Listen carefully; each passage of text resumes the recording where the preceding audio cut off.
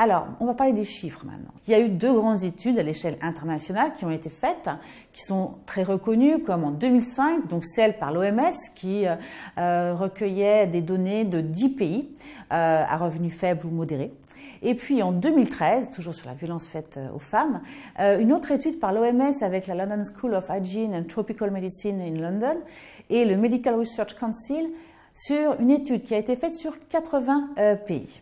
Alors, au niveau des études, eh bien, on a vu que depuis 1995 et jusqu'à 2014, on voit que les études diffèrent un petit peu au niveau du nombre d'études. Alors, il y a eu beaucoup d'études dans les années 93-95, suite aux déclarations et aux conventions. Et puis après, on voit un petit peu que ça s'amenuise dans les différentes régions du monde. Les résultats de ces deux études. Alors, pour celle de 2005, on a trouvé que 15% des femmes au Japon et 71% des femmes en Éthiopie ont déclaré avoir subi des violences physiques ou sexuelles de la part d'un partenaire intime. Entre 0,5 et 11,5% des femmes ont déclaré avoir subi des violences sexuelles depuis l'âge de 15 ans de la part des personnes qui n'étaient pas leurs partenaires. De nombreuses femmes ont aussi déclaré que leur première expérience sexuelle s'est déroulée sous la contrainte. 17% dans les zones rurales de la Tanzanie, 24% dans les zones rurales du Pérou et enfin 30% dans les zones rurales du Bangladesh. Nous savons qu'une femme sur 3 déclare subir des violences physiques et ou sexuelles d'un partenaire intime au moins à un moment de sa vie. Ceci représente, dépendamment des pays, de 15% à 70%. Je vais vous parler des violences physiques dans le monde entre 1995 et 2013. Alors, ceci concerne des femmes âgées entre 15 et 49 ans. Alors, celles qui ont subi au moins une violence physique au cours de leur vie ou au moins une violence physique pendant les 12 derniers mois. Alors, on voit qu'en Azerbaïdjan, on a 13% des femmes qui ont subi au moins une violence physique pendant leur vie, alors que ce pourcentage monte à 64% pour la République démocratique du Congo. Et si on prend les femmes qui racontent avoir subi au moins une violence physique pendant les 12 derniers mois, eh bien, on a 6% dans les Comores jusqu'à 34% en Guinée équatoriale. Alors, quand on s'attarde à l'Europe, toujours, ça serait pour des données de 2012 et pour des femmes entre 18 et 74 ans. Alors, en Autriche, on a 17% des femmes qui déclarent avoir eu des violences physiques au moins une fois dans leur vie, contre 48% au Danemark. Et puis, si on regarde leur expérience récente, c'est-à-dire au moins une violence physique pendant les 12 derniers mois, eh bien, on voit qu'on a des chiffres relativement similaires entre les régions européennes, entre 3 et 10%. Quand on regarde les données au niveau national, des données, des études nationales et pas transversales entre les pays, eh bien, on trouve des données similaires, dépendamment suivant les régions. Alors, toujours avec des données relativement faibles dans certaines régions, comme en Asie, où il y a 7% des femmes à Singapour qui déclarent avoir été victimes de violences au moins une fois dans leur vie, contre 70% des femmes au Tonga. Alors maintenant, on va s'attarder aux violences sexuelles dans le monde. Alors, c'est pour les données entre 1995 et 2013, pour des femmes de 15 à 49 ans. Alors, ce qu'on s'est rendu compte, c'est qu'en général, la prévalence de la violence sexuelle, elle est toujours un petit peu plus faible que la prévalence des violences physiques. Mais quand on s'attarde aux violences physiques en milieu conjugal, on s'aperçoit qu'elles vont souvent avec des violences sexuelles. Donc, ce qui veut dire, c'est que pendant les violences conjugales, une violence physique s'accompagne souvent d'une violence sexuelle. Alors, au niveau du pourcentage de femmes qui ont subi une violence sexuelle au moins une fois dans leur vie, eh bien, on se rend compte qu'on a 5% des femmes qui déclarent avoir une violence sexuelle au moins une fois dans leur vie en Côte d'Ivoire, contre 32% en Guinée équatoriale. Et puis, si on regarde sur l'expérience un peu plus récente, pour les 12 derniers mois dans l'étude, eh bien, on se rend compte qu'on part de 1% en Comores jusqu'à 16% en Ouganda. Pour les femmes qui ont subi une violence sexuelle relativement récente pendant les 12 derniers mois, on passe de 1% en Comores jusqu'à 16% en Ouganda.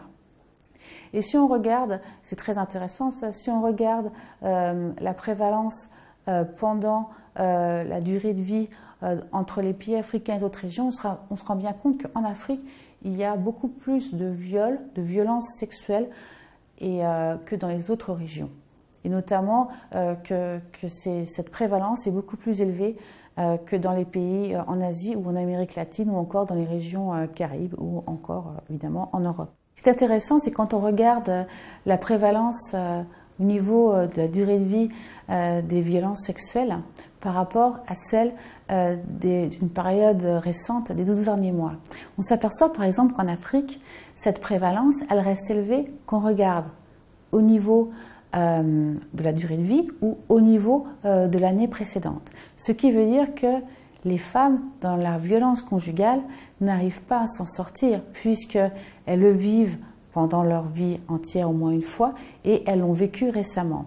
Tandis que quand on regarde ces prévalences, quand on compare ces prévalences de durée de vie et des derniers 12 mois, on voit qu'il y a une différence avec les autres régions. Dans les autres régions, en général, le pourcentage au moins une fois pendant la vie est beaucoup plus élevé que pendant les 12 derniers mois. Alors, ce qu'on a vu aussi, c'est que pour les violences sexuelles, encore une fois, nous avons vu qu'il y a, avec les années, pour les pays où on a des données chronologiques, il y a une diminution de ces violences sexuelles en Ouganda qui passe de 35 à 16%, mais une augmentation des violences sexuelles au Rwanda qui passe de 26% jusqu'à 44% récemment en 2010. Au niveau des violences sexuelles en Europe, pour les données de 2012 et sur des femmes de 18 à 74 ans, pour celles qui disent avoir subi au moins une violence sexuelle pendant leur vie, on a 5% en Chypre, Pologne et Croatie, tandis qu'on atteint des chiffres de 19% au Danemark. Quand on regarde ces pourcentages au niveau des 12 mois précédents, on tombe à des pourcentages de 10% et même de 3 à 1%. Et on s'aperçoit qu'il y a vraiment une homogénéité.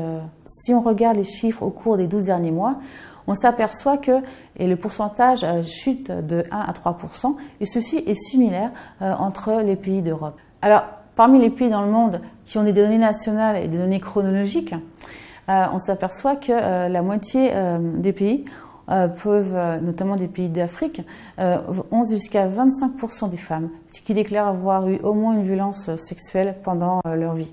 Et quand on regarde au niveau des 12 derniers mois, ces chiffres de 25% tombent en général à 10%, et dans la plupart des régions du monde, excepté à Mexico et dans certaines régions d'Afrique. Donc après avoir vu les chiffres des violences physiques ou des violences sexuelles à niveau international, on va regarder le féminicide. Alors on sait qu'au Guatemala, on assassine au moins 2 femmes par jour.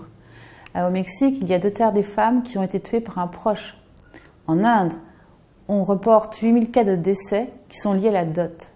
En Australie, au Canada, surtout dans les milieux autochtones, en Israël, en Afrique du Sud et aux États-Unis, on sait qu'on a entre 40 et 70% des victimes qui étaient assassinées par leur partenaire intime.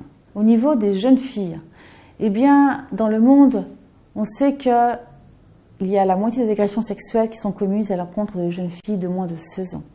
150 millions de jeunes filles de moins de 18 ans auraient subi une forme de violence ou une autre. La première expérience sexuelle de près de 30% des femmes est forcée.